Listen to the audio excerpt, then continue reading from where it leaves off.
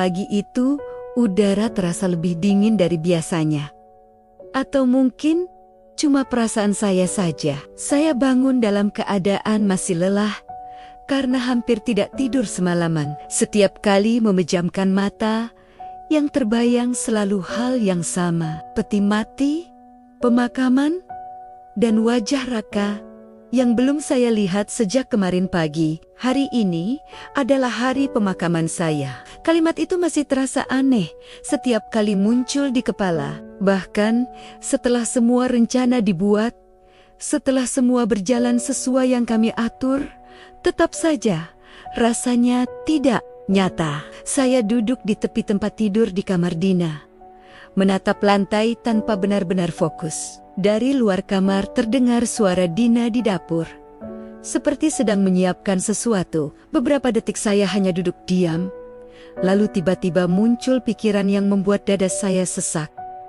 Bagaimana kalau hari ini semuanya berubah?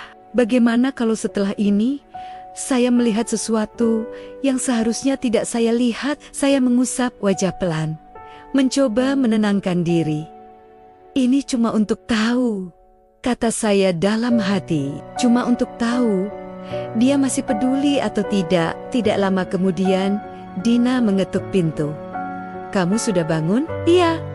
Dia membuka pintu pelan, lalu masuk sambil membawa 2 gelas teh hangat. "Nih, minum dulu, mukamu pucat banget." Saya menerima gelas itu, tapi tangan saya sedikit gemetar. Dina duduk di kursi dekat lemari, menatap saya beberapa detik tanpa bicara. Akhirnya dia berkata pelan, "Masih bisa batal." Kalimat itu langsung membuat saya menoleh. Saya tahu dia serius. Dari awal dia memang tidak pernah benar-benar setuju dengan rencana ini. Saya menarik napas panjang.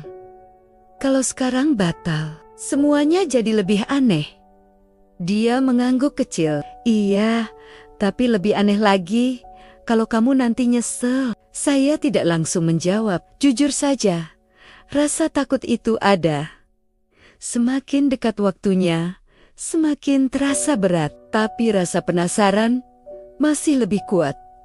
Saya menunduk menatap teh di tangan saya. "Aku harus tahu, Din." Dia menghela napas pelan, lalu berdiri. "Oke, kita berangkat setengah jam lagi." Jantung saya langsung berdetak lebih cepat. Setengah jam lagi, artinya sebentar lagi saya akan melihat pemakaman saya sendiri. Kami berangkat dengan mobil Dina. Saya duduk di kursi depan. Tapi sepanjang jalan tidak banyak bicara. Dina juga tidak memaksa ngobrol. Dia cuma sesekali melihat saya, lalu kembali fokus ke jalan. Semakin dekat ke lokasi pemakaman, perut saya terasa makin tidak enak. Seperti ada sesuatu yang menekan dari dalam. "Di sana kita nggak bisa dekat-dekat," kata Dina pelan. "Kita lihat dari jauh saja." Saya mengangguk. Itu memang rencananya dari awal. Saya tidak boleh sampai terlihat siapapun. Kami berhenti agak jauh dari area pemakaman. Dari sana masih bisa melihat, tapi tidak terlalu jelas kalau tidak diperhatikan. Saya memakai masker dan jaket hitam yang agak besar. Rambut saya juga saya ikat dan masukkan ke dalam topi. Waktu turun dari mobil, kaki saya terasa lemas. Dina langsung memegang lengan saya. "Kamu kuat?" Saya mengangguk pelan, walaupun sebenarnya tidak yakin. Kami berjalan pelan ke arah tempat yang sudah kami pilih sebelumnya, di balik beberapa pohon besar. Dari situ, area pemakaman terlihat cukup jelas. Dan di sana, sudah ada orang. Beberapa tetangga, beberapa saudara jauh yang saya kenal. Orang-orang berdiri dalam kelompok kecil, bicara pelan. Melihat mereka semua berkumpul untuk saya, rasanya aneh sekali. Saya masih hidup, saya berdiri di sini.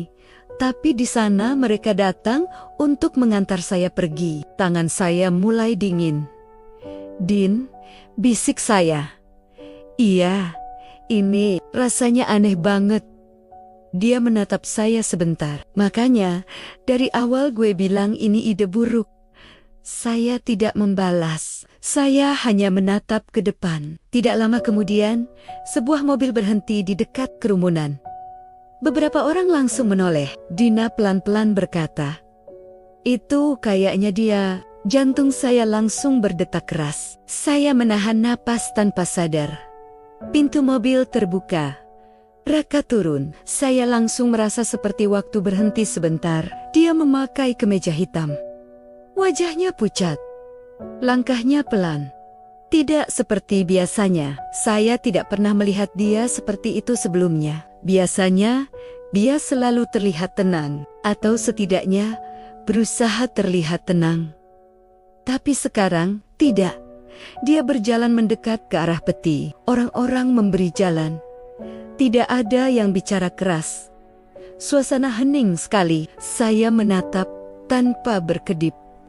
"Ini saatnya," kata saya dalam hati. "Ini jawaban yang kamu cari." Raka berdiri di dekat peti. Dia tidak langsung duduk, tidak langsung menangis. Dia hanya berdiri, lama sekali. Tangannya di samping badan. Tapi kelihatan tegang, bahu sedikit turun. Seperti menahan sesuatu. Beberapa orang menepuk pundaknya. Tapi dia cuma mengangguk pelan, tanpa bicara. Saya mulai merasa tidak nyaman. Kenapa dia diam saja? Kenapa dia tidak bereaksi? Kenapa dia tidak melakukan apa-apa? Perasaan kecewa mulai muncul. Pelan-pelan. Jangan-jangan memang cuma aku yang terlalu memikirkan semuanya, pikir saya. Gan. Dia memang sudah terbiasa tanpa aku. Tiba-tiba Raka menarik kursi dan duduk di dekat peti. Dia menunduk, tangannya saling menggenggam kuat.